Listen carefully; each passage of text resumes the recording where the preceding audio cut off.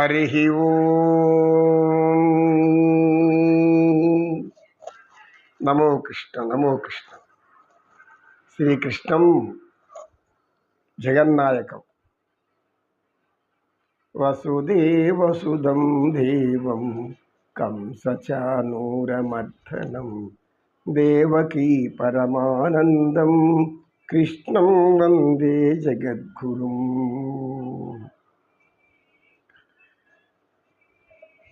గ్రామస్తులు అనేక మధుర నగరికి రావడంతో కృష్ణుడి యొక్క మనసంతా కూడా, ఆలోచనలంతా కూడా తనను పెంచిన తల్లి యశోద, పెంచిన తల్లి నందుడి మీద అమితమైనటువంటి ఆలోచనలు వచ్చాయి. అంటే ఉన్న ఫలంగా వదిలేసి వచ్చేసాం కదా అని చెప్పి వెంటనే ఉద్ధవుడిని పిలుస్తాడు శ్రీకృష్ణ పరమాత్మ.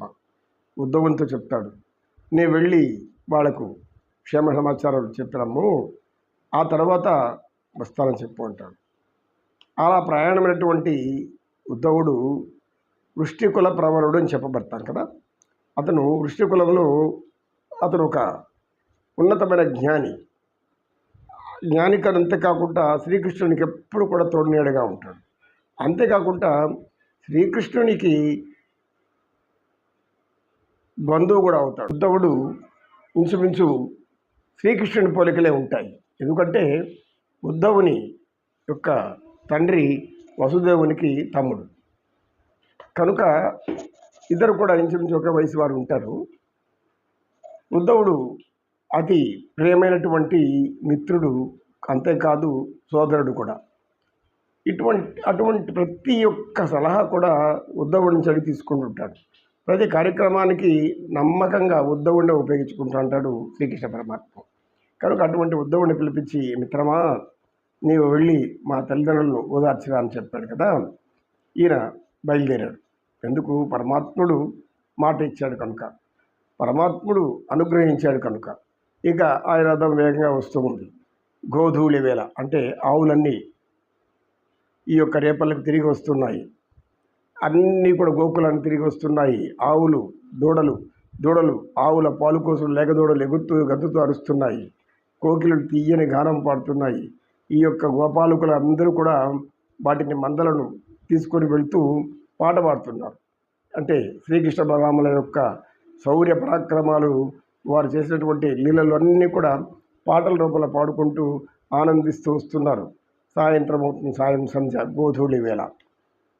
ఇలా పాట పాడుకుంటూ వస్తున్నప్పుడు వాళ్ళందరూ కూడా అందరినీ చూసి ఉద్ధవుడు చాలా ఆనందపడిపోతాడు. ఈ యొక్క గోకులం ఎంత పుణ్యం చేసుకుందో, పరమాత్ముడు ఇక్కడ పెరిగాడు అని అనుకొని ఉద్ధవుడు ఆ యొక్క అద్భుతమైనటువంటి గోకుల సౌందర్యం అంతా చూస్తాడు. సహజ సౌందర్యం, ప్రకృతి చాలా ఆనందంగా వెల్లివిరిసి ఉంటుంది. అయితే కృష్ణ పరమాత్ముడు బలరాముడు లేని ఇక్కడ ఈ లోటు వీళ్ళు ఎలా భరిస్తున్నారు అనుకుంటూ వెళ్తాడు. నేరుగా అలా ఆలోచించుకుంటూ నందని ఇంటి దగ్గరికి వెళ్తాడు. నందమహారాజు ఉద్ధవుని చూడగానే సాదరంగా ఆహ్వానిస్తాడు. అయ్యా మహానుభావ రండి. ఎందుకంటే శ్రీకృష్ణుడు ఉద్ధవుడు ఇంచుమించు ఒకే రకమైన పోలికల్లో ఉంటారు. అంటే అలా తల్లిదండ్రుల అంటే మీ దాయాదులు కదా, పినతండ్రి కుమారుడు కాబట్టి ఆయనకు కూడా అలాంటి పోలికలు ఉంటాయి. అందుకని అందరూ రేపళ్ళు చూడగానే అందరూ బయటకు వస్తారు. కృష్ణ పరమాత్మను చూడ ఆనందంతో అందరూ వచ్చి ఆ యొక్క ఉద్ధవుని చూసి నమస్కారం చేస్తారు. అయ్యా మా కృష్ణయ్య ఎక్కడ, మా ముద్దుల కృష్ణయ్య ఎక్కడ, మమ్మల్ని అలరించి మురిపించి మైమరిపించినటువంటి ఆ కృష్ణ పరమాత్ముడు ఏమయ్యాడు అని యశోద ఏడుస్తూ వస్తుంది. రాలేదా, రానన్నాడా అని ఎంతో బాధగా అడుగుతుంది యశోద. నందుడు ఓదారుస్తాడు, వస్తాడని. అప్పుడు ఉద్ధవుడు, అమ్మ బాధపడకండి, పరమాత్మ వస్తాడని చెప్పమన్నాడు అని చెప్పి ఆయనకు సకల సపర్యలు చేస్తాడు. ఆహారం అందించి అంతా ఆయన సేదతీరి స్నానపానాదులు ముగించుకొని అంత సేదతీరిన తర్వాత మంచం మీద పడుకున్నాక ఆ యొక్క ఉద్ధవుని పాదాల దగ్గర కూర్చుంటాడు నందుడు. ఎందుకంటే పరమాత్మునికి సోదరుడు, పరమాత్మ యొక్క ప్రతిరూపంగా ఉన్నాడు, ప్రతిరూపంగా వచ్చాడు. అందుకని ఇటువంటి సేవలు చేసేసి అప్పుడు యశోద మనసు ఆపుకోలేకుండా చెప్పుకుంటుంది, చూడు, నా యొక్క ఈ పాలు ఇచ్చి పెంచాను, నా శరీరంలో ఉండే రక్తమంతా ఆ బిడ్డకి ఇచ్చాను, పాలు రూపంలో ఇచ్చాను. ఈ తల్లిని చూడాలనిపించలేదా? ఈ తల్లి మీద ప్రేమ లేదా? ఈ తల్లి మీద దయ లేదా? పరమాత్ముడు అప్పుడే మర్చిపోయాడు మమ్మల్ని శ్రీకృష్ణుడు. ఆయన ఎన్ని రాజకారాలున్నా తల్లిని మర్చిపోతారా ఎవరన్నా? నేను ఎంతదా పెంచిన తల్లి కావచ్చు, కానీ అన్ని ఏళ్ళు పెంచాను. ఎంతో ముచ్చట్లు, నాకు ఎన్నో ఆనందాలు సమకూర్చిన ఆ పరమాత్మ నిత్యం శ్రీకృష్ణుడి రూపం నా కళల్లోనే ఉంది. బలరాముడు కృష్ణుల యొక్క ఆ యొక్క దివ్య సౌందర్యాన్ని మర్చిపోలేకపోతున్నాను నేను. ఆ బిడ్డ ముద్దు ముచ్చట్లు జీవితాంతం ఉంటుంది అనుకున్నాను, ఇలా మధ్యలో అయిపోతుంది అనుకోలేదు అని యశోద ఓరి నేడుస్తుంది. ఆమె మతిస్థిమితం కూడా లేకుండా తగ్గిపోతుంది. ఇందుకు శ్రీకృష్ణుని చూసేంత వరకు కానీ ఆమెకి ఆనందం కలిగట్టుగా లేదు.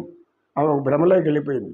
ఉద్ధవుడేది కృష్ణుడు అనుకొని నమస్కరిస్తూ వచ్చి, అయ్యా ఉద్ధవ, నా బిడ్డ ఎక్కడ అని అడుగుతుంది. అంటే అమ్మ బాధపడకండి అని వాళ్ళు ఓదారుస్తాడు. అందరూ గోపికులంతా వచ్చేస్తారు. ఈ యొక్క ఉద్ధవుడు వచ్చాడంటని ఏం తెచ్చారు మధురమైన వార్త. ఇలా అనేక మంది బాధతో అధికమైన దుఃఖంతో వస్తారు. తర్వాత కాసంత విశ్రాంతి తీసుకుని మరలా చర్చించుకుందాం. నమో కృష్ణ, నమో కృష్ణ, కృష్ణం వందే జగద్గురు. ఇప్పుడు మా మనవడు మరొక అన్నమాచార్య కీర్తనతో ఆరాధిస్తున్నారు. దయచేసి అందరూ కూడా ఆ చిన్నారిని ఆశీర్వదించండి.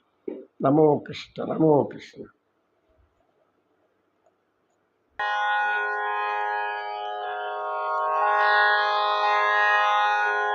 అందరికీ నమస్కారం. నా పేరు శ్రీ గణేష్. నేను ఈరోజు శ్రీ అన్నమాచార్యుల వారి రచన అయిన గోవింద గోవింద ఎని కొలువరే అనే కీర్తనను పాడుతున్నాను.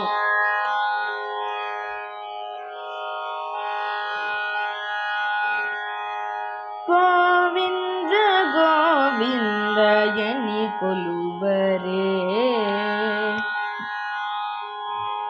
గోవింద గోవింద ఎని కొలువరే, గోవింద ఎని కొలువరే, గోవింద గోవింద ఎని కొలువరే, గోవింద ఎని కొలువరే, గోవింద గోవింద ఎని కొలువరే.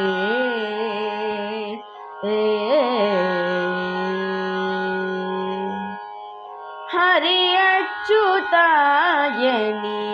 ఆడరే, పురుషోత్తమాయని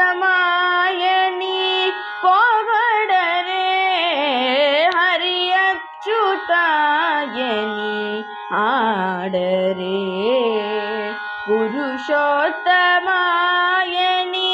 పొగడరే, పరమ పురుషాయని పలుకరే, సిరివరయనుచును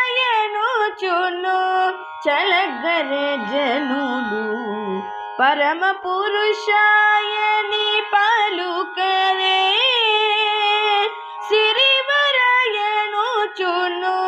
చలగరే జనులు. గోవింద గోవింద గోవింద గోవింద గోవింద గోవింద గోవింద గోవింద గోవింద గోవింద ఎని కొలువరే, గోవింద ఎని కొలువరే, గోవింద గోవింద ఎని కొలువరే.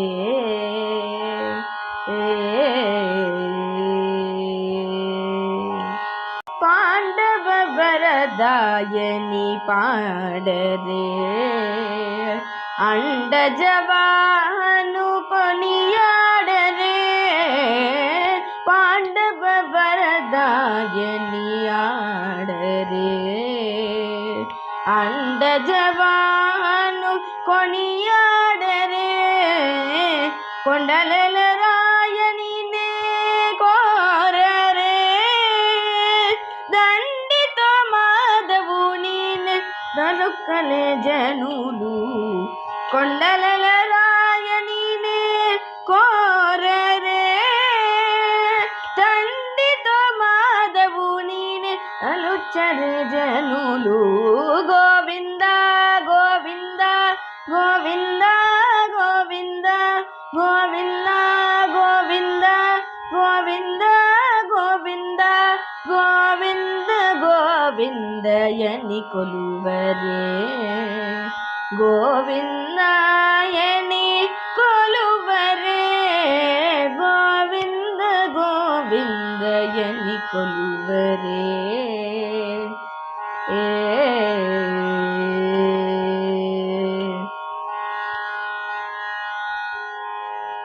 దేవుడు శ్రీ విభుడని తెలియరే శోభలానంతుని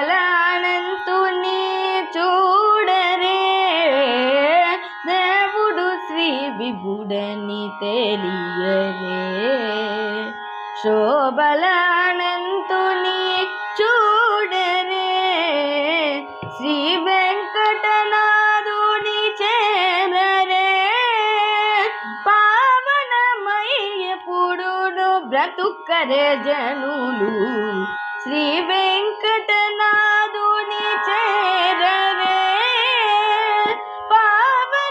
పావనమయ్యపుడును బ్రతుకరే జనులు గోవింద గోవింద గోవింద గోవింద గోవింద గోవింద గోవింద గోవింద గోవింద గోవిందయని కొలువరే గోవింద